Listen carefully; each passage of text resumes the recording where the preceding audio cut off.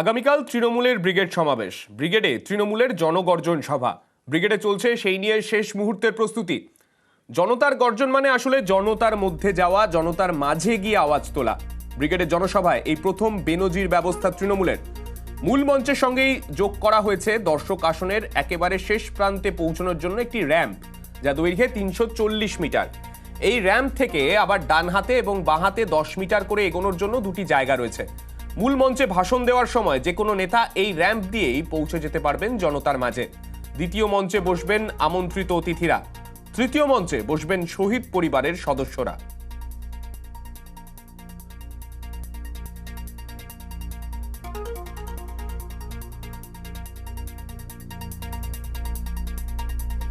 আমাদের সঙ্গে রয়েছেন আমাদের প্রতিনিধি আবির। আবিরের কাছে যাব। আবির, এই যে মঞ্চের যে সজ্জা রয়েছে এই ব্রিগেড সমাবেশে, এই মঞ্চ মূলত আমরা দেখে থাকি বিভিন্ন কনসার্টে ব্যবহার করা হয়। সিঙ্গাররা সেখানে দর্শকদের মাঝে যান, শ্রোতাদের মাঝখানে যান, তাদের সঙ্গে ইন্টারঅ্যাক্ট করতে এই রকম স্টেজ থাকে। জনগর্জন সভা, যেটা নিয়ে তৃণমূল ইতিমধ্যেই সুর চড়াচ্ছে, দীর্ঘদিন ধরে বিভিন্ন জায়গায় ক্যাম্পেইনিং চলছে, সেখানে জনগণকে ইনভলভ করার দৌড় কতটা থাকবে তৃণমূলের মধ্যে?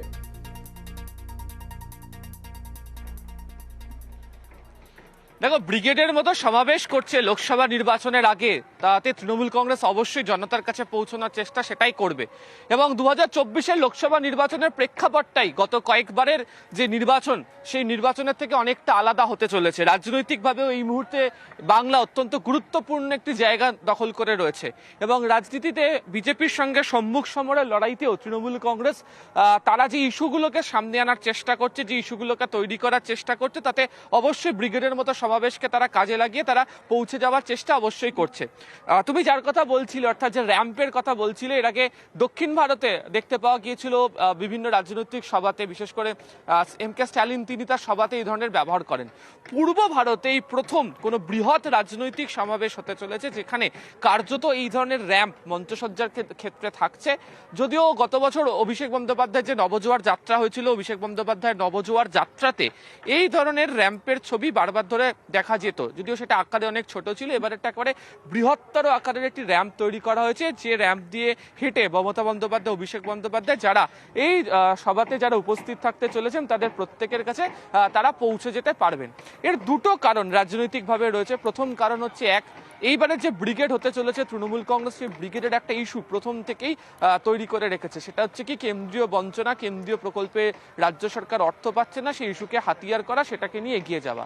আর দ্বিতীয় যে বিষয়টা এর মধ্যে থাকছে সেটা হচ্ছে যে এই ব্রিগেড সমাবেশে লক্ষাধিক যদি মানুষের উপস্থিতি হয়, রাজ্যের প্রত্যেকটা প্রান্ত থেকে তৃণমূল কংগ্রেসের কর্মীরা যদি জমায়েত হন, যদি সমবেত হন, তাহলে তাদের প্রত্যেকের কাছে তৃণমূল কংগ্রেসের যে বার্তা, অবশ্যই লোকসভা নির্বাচন ঘোষণা হয়ে গেলে উভয়ই তারা বিভিন্ন জায়গাতে সভা করতে যাবেন, একই জায়গা থেকে দাঁড়িয়ে শহর কলকাতার ব্রিগেড ময়দান থেকে দাঁড়িয়ে যে বার্তা দেওয়া যাবে কেন্দ্রীয়ভাবে, সেটা অবশ্যই 2024-এর লোকসভা নির্বাচনের আগে অত্যন্ত গুরুত্বপূর্ণ হতে চলেছে। ফলে যে মঞ্চে আমি এই মুহূর্তে দাঁড়িয়ে রয়েছি, ক্ষেত্রে যে এই যে সমাবেশের জন্য এত প্রস্তুতি, সেই সমাবেশে জনসংখ্যা কত হতে পারে? তৃণমূলের তরফে কোনো এস্টিমেট করা হচ্ছে তাদের কত সংখ্যক নেতাকর্মীরা কালকে এটাতে যোগ দিতে পারেন?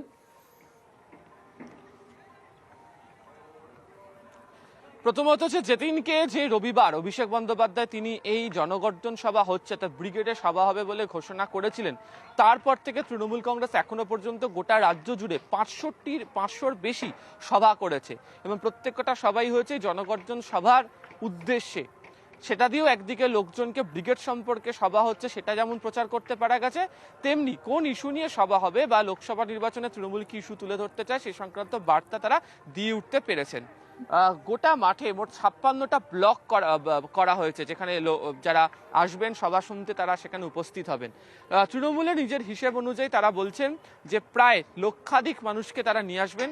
সাধারণত ব্রিগেডের কত জনসমাগম হলো তা নিয়ে বিভিন্ন রাজনৈতিক দলের নেতা নেত্রীদের মধ্যে একটা সংখ্যার লড়াই অবশ্যই থাকে এবং তৃণমূলের বক্তব্য যে সাম্প্রতিক সময়ে এই সংখ্যক লোকজন যা এখন দেখতে পাওয়া যায় বা যে ধরনের সভাতে যা থাকে তার থেকে অনেক বেশি লোক তারা এই সভার ক্ষেত্রে তারা হাজির করে দেবেন।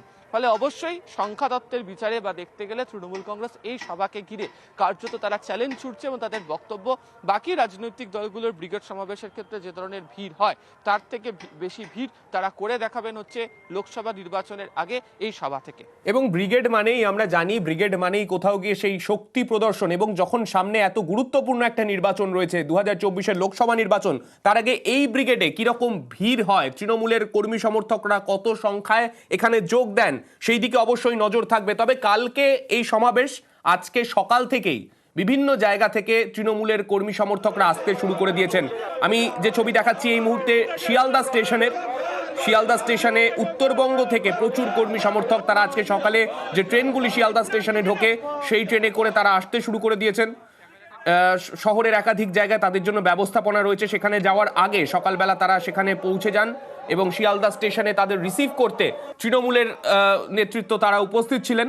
পাশাপাশি দেখতে পাচ্ছেন হাওড়া স্টেশনে, সেখানেও যে ট্রেনগুলি এসছে, শুধুমাত্র উত্তরবঙ্গ নয়, রাজ্যের বিভিন্ন জায়গা থেকে যে ট্রেনগুলি আসছে সেই ট্রেনে করে প্রচুর কর্মী সমর্থক তৃণমূলের তারা এসে উপস্থিত হচ্ছেন, সেই ছবিও দেখতে পাচ্ছেন।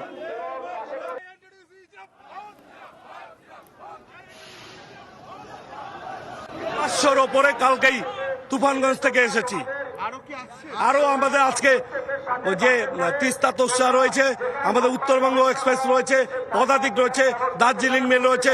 উত্তরবঙ্গ থেকে আজকে কমসে কম 5 থেকে 7,000 লোক আরো আসবে। 2 বছর থেকে 100 দিনের টাকা বন্ধ আমাদের নেত্রী মমতা ব্যানার্জি দিয়েছে এবং 50 দিনের কাজের গ্যারান্টি তৈরি করেছেন।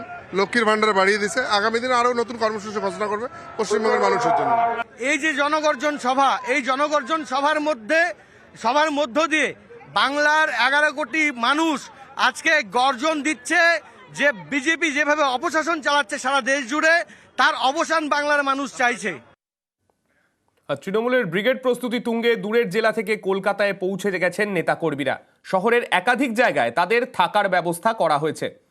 ইকো পার্কে সকাল থেকেই যারা উত্তরবঙ্গে থেকে বিভিন্ন জায়গা থেকে তারা এসছেন, তারা এসে ইকো পার্কে তাদের জন্য যে থাকার ব্যবস্থা করা হয়েছে সেখানে তারা পৌঁছে গিয়েছেন।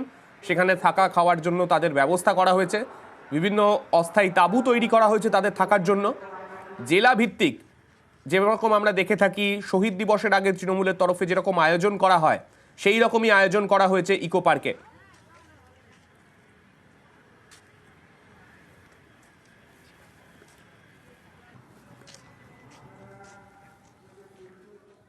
আমাদের প্রতিনিধি রৌনক রয়েছেন আমাদের সঙ্গে। রৌনক, সকাল থেকে তুমি আজকে সকালে শিয়ালদাতেও ছিলে, সেখান থেকে প্রচুর কর্মী সমর্থক বিভিন্ন জেলা থেকে এসেছিলেন এবং এখন তুমি ইকো পার্কে রয়েছো, সেখানে তাদের থাকার ব্যবস্থা, খাওয়ার ব্যবস্থা, কিরকম ভিড় দেখছো, কিরকম উন্মাদনা রয়েছে তৃণমূল কর্মী সমর্থকদের মধ্যে?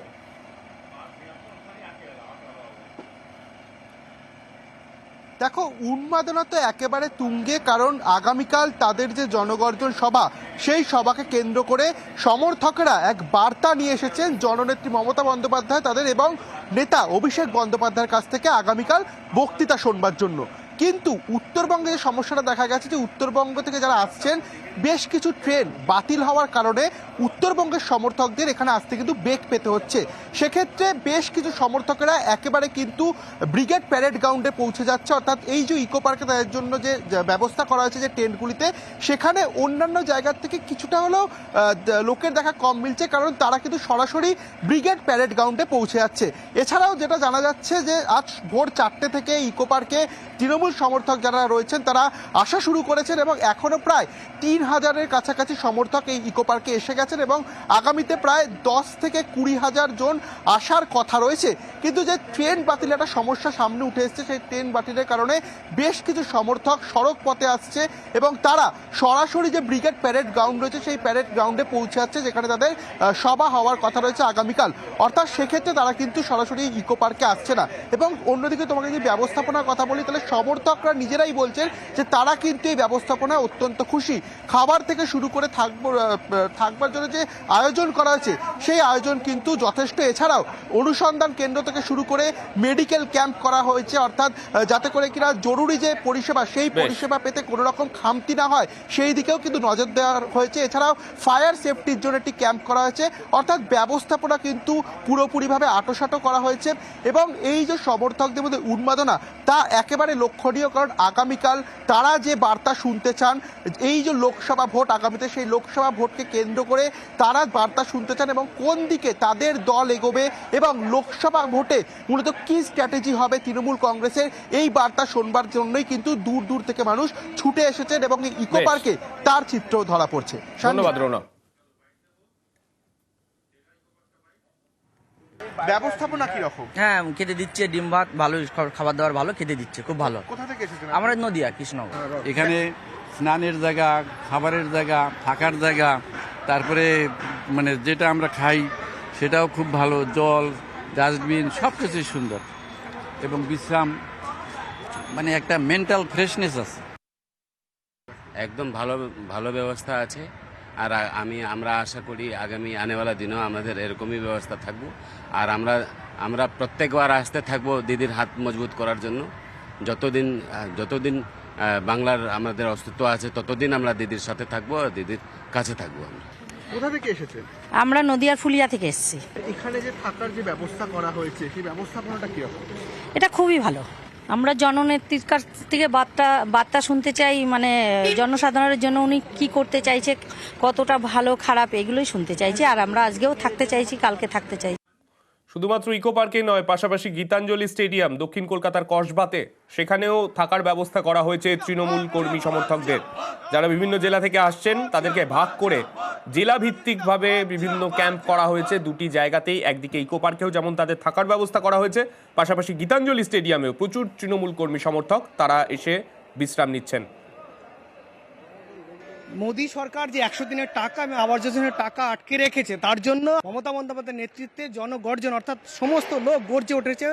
বাংলার প্রতিটি ঘরে ঘরে মা বোনরা গর্জে উঠেছে যাতে সেই টাকাটা তাদের আমরা ন্যায্য আদায় করতে পারি, তার জন্য এই গর্জন সভা এবং সবাই মিলে গর্জনে অংশগ্রহণ করছে গোটা ওয়েস্ট বেঙ্গলের প্রতিটি মানুষ, প্রতিটি কোণে কোণে। আমরা কিন্তু এবার দিদির মুখে শোনার থেকে বড় কথা, দিদি আর আমাদের প্রাণের নেতা অভিষেক বন্দ্যোপাধ্যায়ের সঙ্গে আমরা গলা মেরিয়ে গর্জাতে চাই বিজেপির সেই মেরুকরণের রাজনীতির বিরুদ্ধে এবং বাংলাকে বঞ্চনা যে করেছে তার বিরুদ্ধে আমরাও গর্জে উঠতে চাই। আমরা শোনাতে না, আমরাও গর্জন করতে এসেছি। গণগর্জন সভা সারা ভারতবর্ষের মধ্যে একটা উল্লেখযোগ্য আন্দোলনের সাক্ষী হতে চাই এবং আমরা 100 দিনের কাজের টাকা দাবি সহ বিভিন্ন যে দাবি দেওয়া ছিল এবং সাম্প্রদায়িক শক্তির পতন অনিবার্য করতে আমরা সমস্ত মালদাবাসী আজকে আমরা কলকাতায় উপস্থিত হয়েছি। মালদা এবং মুর্শিদাবাদ দুটো জেলাকে আমাদের এখানে রাখার ব্যবস্থা করা হয়েছে। ইতিমধ্যে প্রায় 1000 লোক ঢুকে গেছে এবং রাস্তায় আরও 1000 লোক আছে। আমাদের কাছে যা খবর আছে তাতে রাতের মধ্যে প্রায় 25,000 লোক দুটো জেলা থেকে এখানে আসবে এবং তাদের থাকার, তাদের খাওয়ানোর ব্যবস্থা, তাদের মেডিকেল অ্যাসিস্ট্যান্ট দেওয়া এবং মিটিংয়ের দিন তাদেরকে সভাস্থলে পৌঁছে দেওয়া পর্যন্ত আমাদের দায়িত্ব। জনগর্জন সভায় যোগ দিতে ইতিমধ্যেই মালদা মুর্শিদাবাদ থেকে অনেক কর্মী সমর্থকেরাই এসেছেন। গীতাঞ্জলি স্টেডিয়ামে অনেকেই আছেন এবং গীতাঞ্জলি স্টেডিয়ামে মূলত মুর্শিদাবাদ এবং মালদার তৃণমূল কংগ্রেস কর্মী সমর্থকেরা আসছেন এবং তাদের জন্য ডিম এবং আলুর তরকারি ও ভাত রান্না করা হয়েছে এবং তার সঙ্গেই থাকার সুবন্দোবস্ত করা হয়েছে গীতাঞ্জলি স্টেডিয়ামে। ক্যামেরায় বিপুলের সঙ্গে বিশ্বজিৎ, নিউজ 18 বাংলা।